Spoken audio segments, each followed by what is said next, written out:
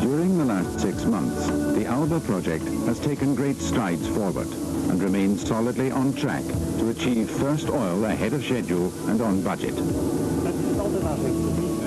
This progress film tells the story of the delivery of the major components and their subsequent installation offshore.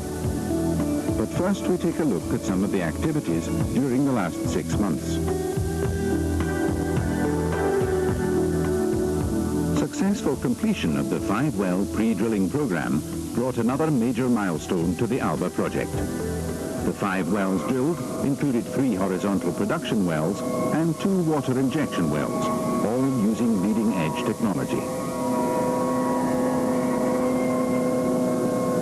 The team approach between Chevron, the drilling contractor, and technical services contractors has turned ideas into reality, proving the feasibility of the technology. A further 15 wells are planned.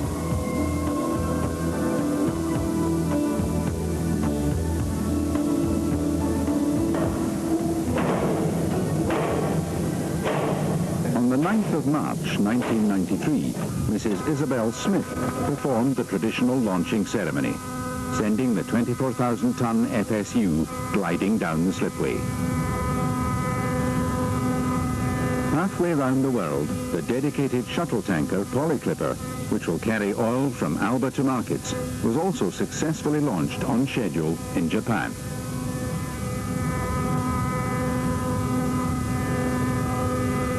The ALBA FSU will undergo sea trials before being towed to the field and installed in early September.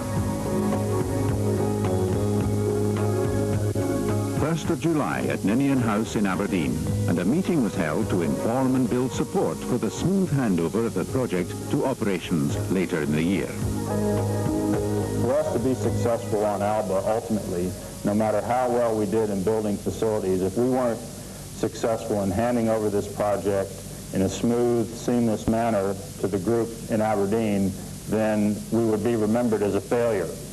Well, I would submit, as far as ALBA operations are concerned, and I'm sure Mr. Gus would agree as far as the project's concerned, that had we not empowered the people to go out and get on with the job, it would have taken many more people to do what we've achieved to date.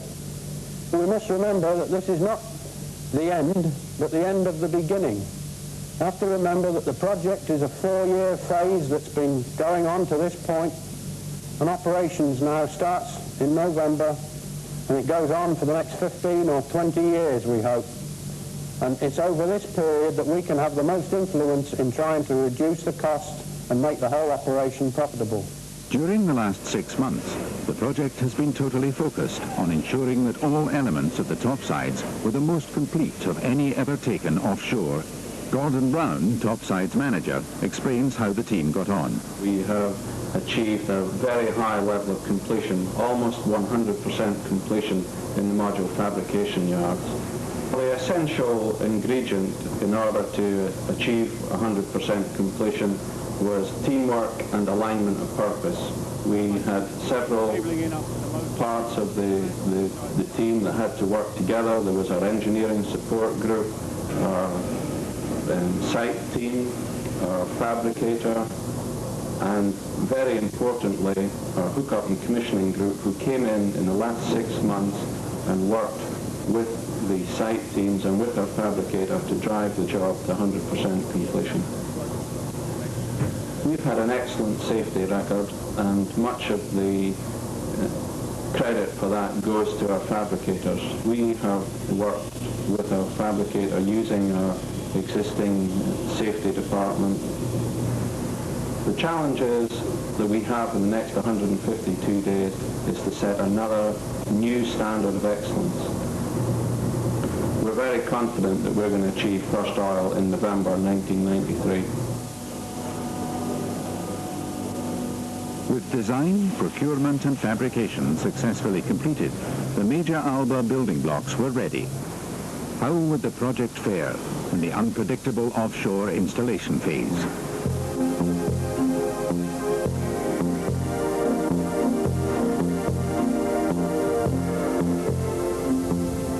almost perfect day in April, the 17,000-ton Alba jacket began its journey along the pad. Movements on a journey that would take it towards its eventual resting place in 138 meters of water over a drilling template with its 5 pre-drill wells in the North Sea.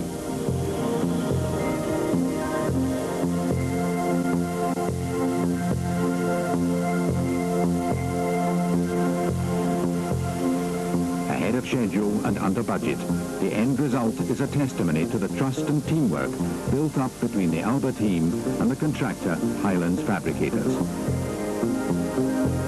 The jacket moved almost imperceptibly to the observer. Internal ballasting on the M45 was monitored throughout the operation to ensure that the barge remained level.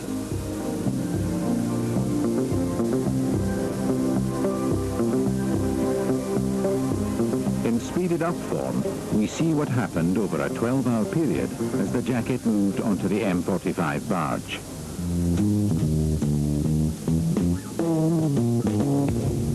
Once on the barge, sea fastening began in preparation for its journey to Alba.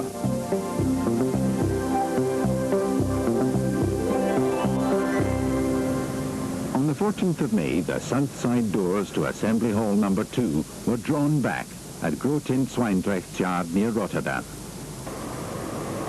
Trailers specially designed for moving massive objects were eased into position and their engines were started.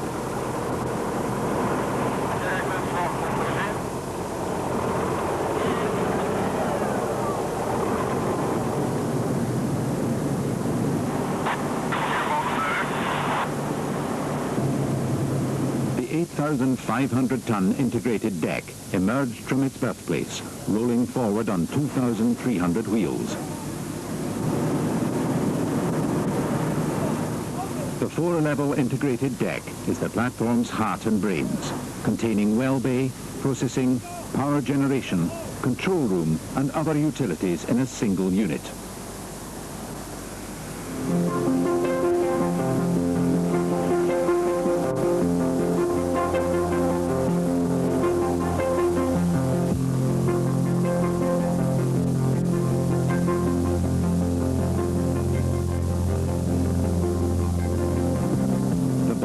Giant 3 had an external ballasting system to ensure that it was kept level throughout the painstaking operation.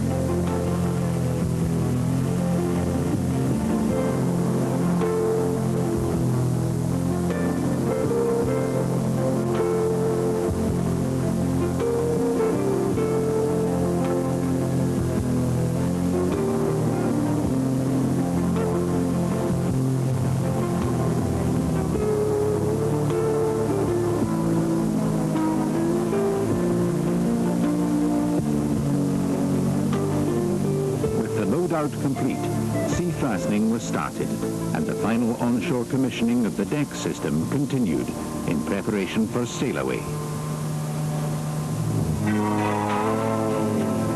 On the 23rd of May, as the fog rolled in from the North Sea at Nig, it seemed that the weather might not cooperate with the project schedule.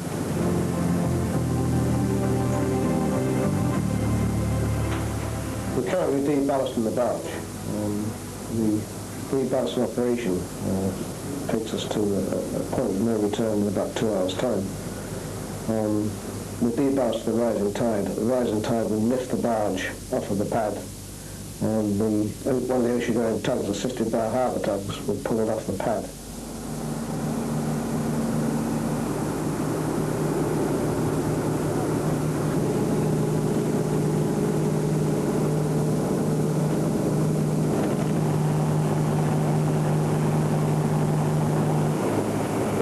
Return is the lift-off. Once we clear the pad, once we break off the pad, we have to go. We can't sit down the pad again.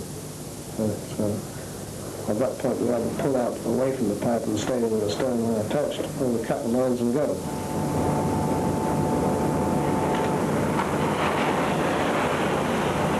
As the lines were cut, the jacket was eased out into the Cromarty Firth, beginning its 24-hour sea tow to Alba, 130 miles northeast of Aberdeen.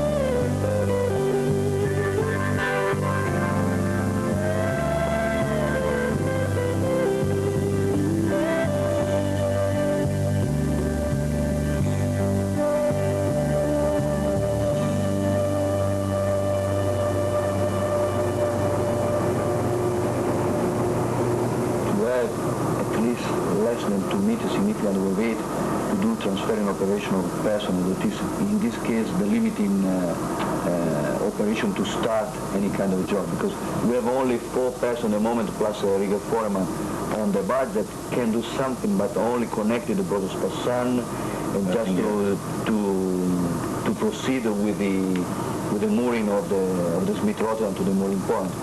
At the moment, with this kind of weather condition, we suppose that tomorrow morning we can start.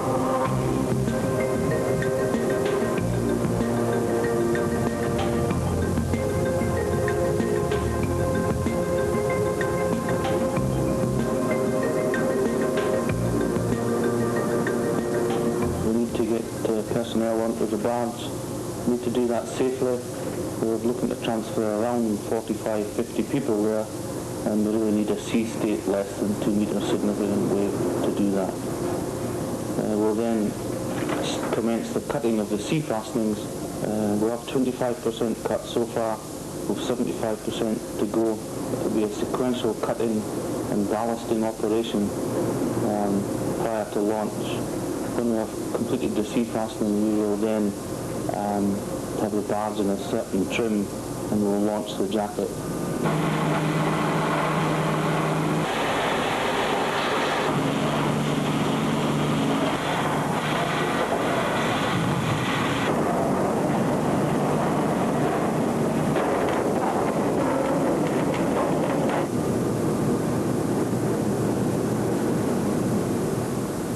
Dawn on the 27th of May, and the last of the sea fastenings were cut.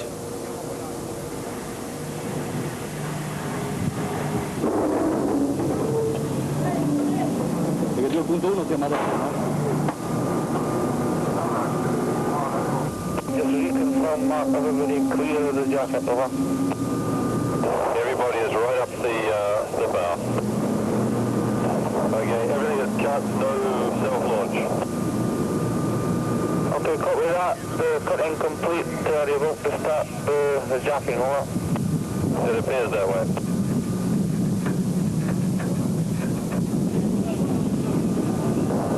Okay, the jacket is moving fractionally, very slowly on its side, over. Okay, copy that. Small movement from the jacket.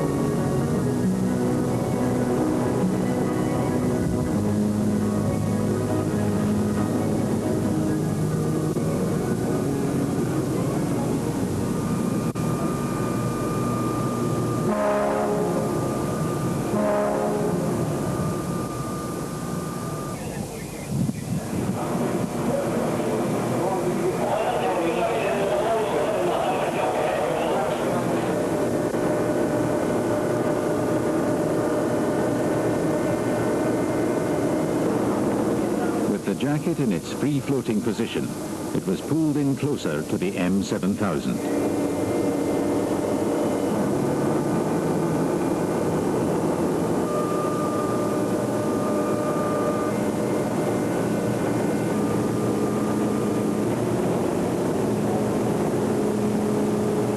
Mast underwater at this point. Any more?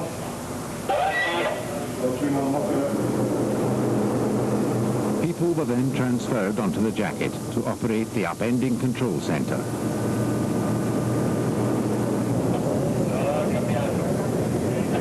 Questi moltitori sono solamente 5 tonnellate, fra un pochino li facciamo ridurre completamente. Allora bisogna trovare un punto di incontro da una parte nuova alla parte fila, è quello che stiamo cercando di fare.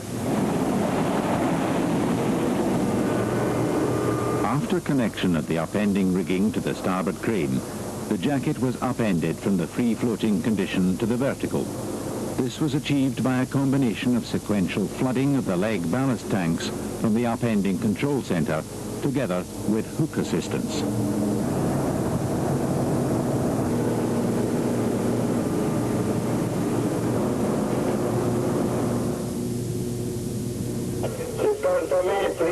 Ricevuto, carico 1750. Ok.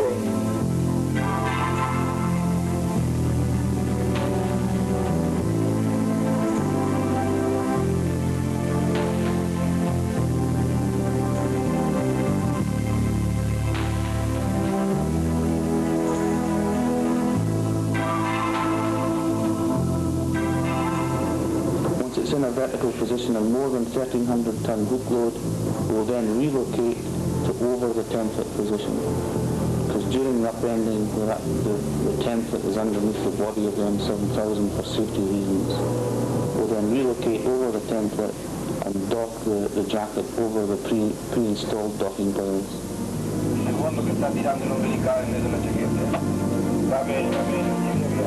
With the aid of remotely operated vehicles, upending and mating with the pre-drilling template followed.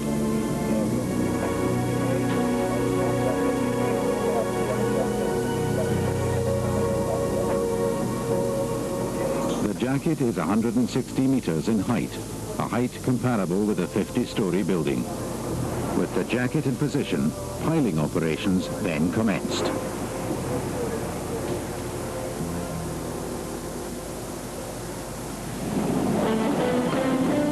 On the 26th of June, 2 tugs began the 4-day tow of the integrated deck load.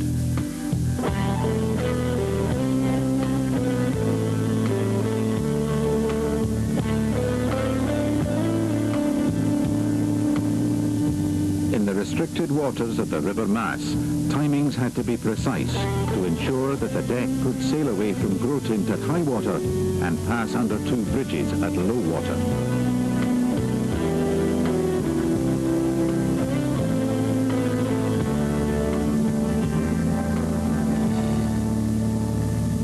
The distance to Alba was 400 miles, where a sizable contingent was waiting.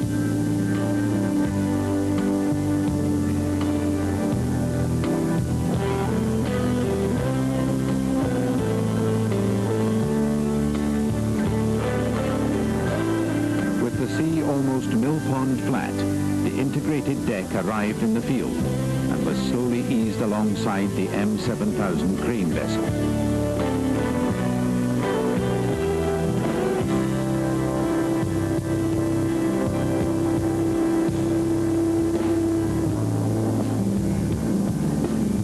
Tons of water were taken on board to ballast the M7000, keeping it level for the coming lift.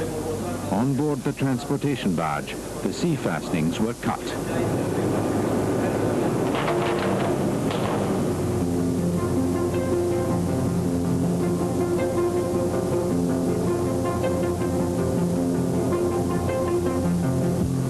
With 8,500 tons being taken on the M7000's 2 giant cranes, the integrated deck slowly lifted off the transportation barge.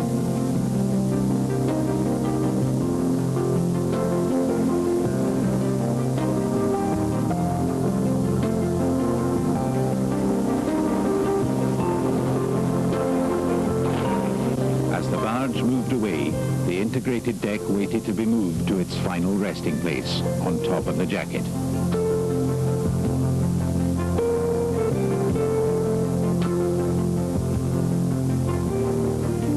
The conditions were perfect, and everything was going to plan on this, one of the biggest lifts seen in the North Sea.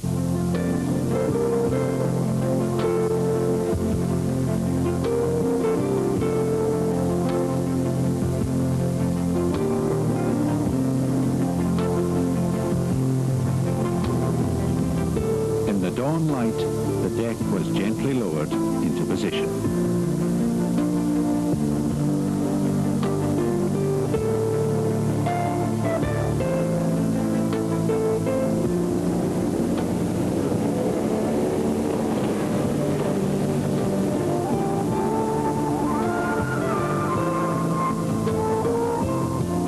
Facilities module arrived the following day and was lifted within 5 hours.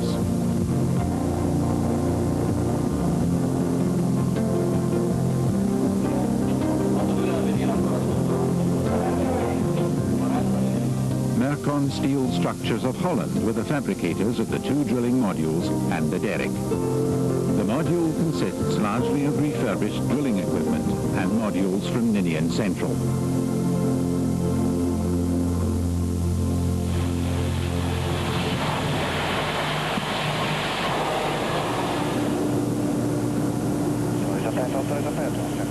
After the sea fastenings were cut, the 1,250-ton drilling derrick substructure was lifted on the 30th of June. About 10 metres high. They have to come forward about 8 metres, and they're slowly positioning themselves for that now. Alright, do anything else? Yeah, Frank, buckets are about in line with the pins now. It's about 6 metres high and needs to come south maybe about a metre. Okay, copy that. Do anything else?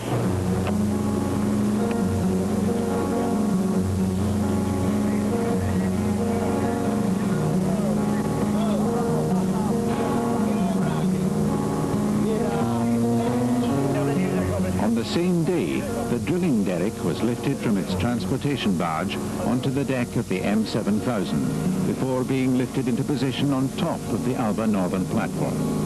The total height from the seabed to the top of the derrick is 250 meters.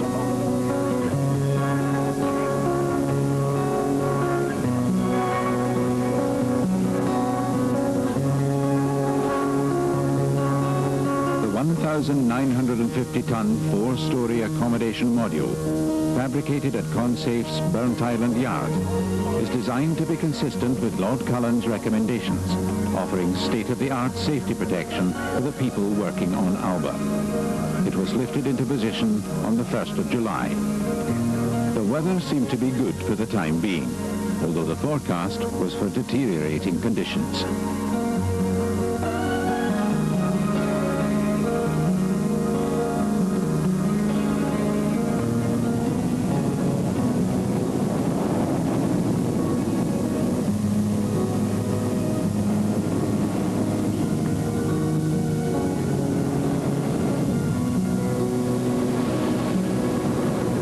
Final major lift was the 180-ton flare boom constructed by Highlands fabricators.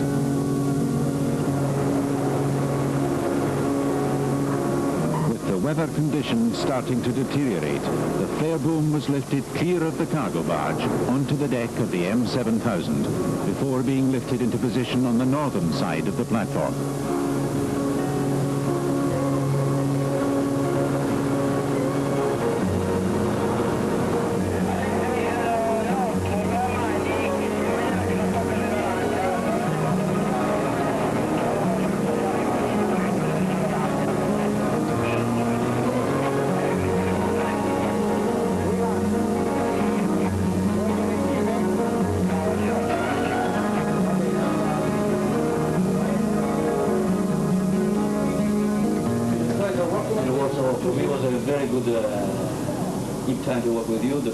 All the major lifts were completed in a remarkable 5 days, a testimony to the professionalism and close working relationship forged between the SAIPEM and Alba teams.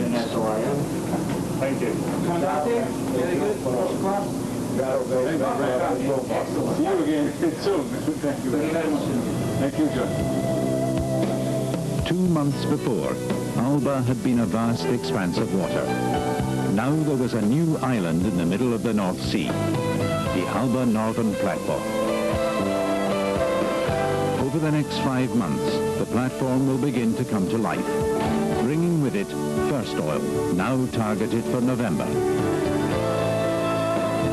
The challenges ahead include the hookup and commissioning of the Alba Northern Platform, the installation of the pipeline, the completion of the FSU, and finally, a smooth handover to operations.